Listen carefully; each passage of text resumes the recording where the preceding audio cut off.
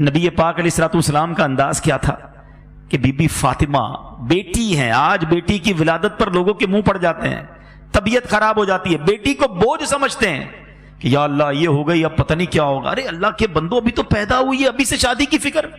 جس رب نے بیٹی دی ہے وہی انتظام کرے گا نا، وہ خالق ہے، وہ مالک ہے، وہ رازق ہے۔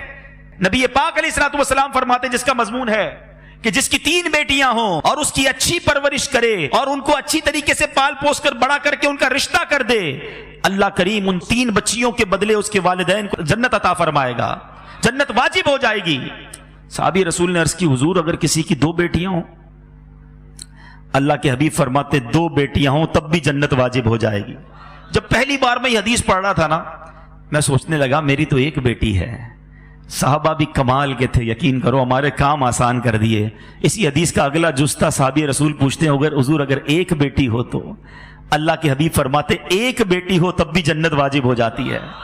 ارے بیٹی تو جنت میں لے جانے والی ہے، اور تمہیں بیٹی ہو گئی تو پریشانی ہو گئی، موڈ آف ہو گیا، میاں بیوی میں لڑائی جھگڑے۔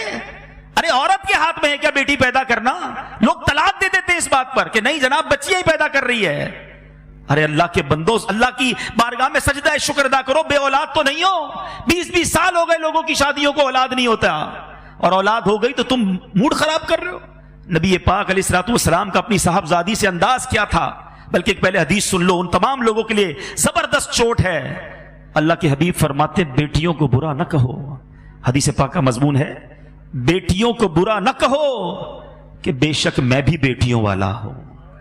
اللہ کے حبیب نے اپنے آپ کو صلی اللہ علیہ وسلم بیٹیوں والا کہا، اور فرمایا یہ تو ماں باپ کے لیے بڑی محبت والیاں ہوتی ہیں۔ اور میرے میٹھے اسلامی بھائیوں، نبی پاک کا کیا ایٹیٹیوڈ تھا۔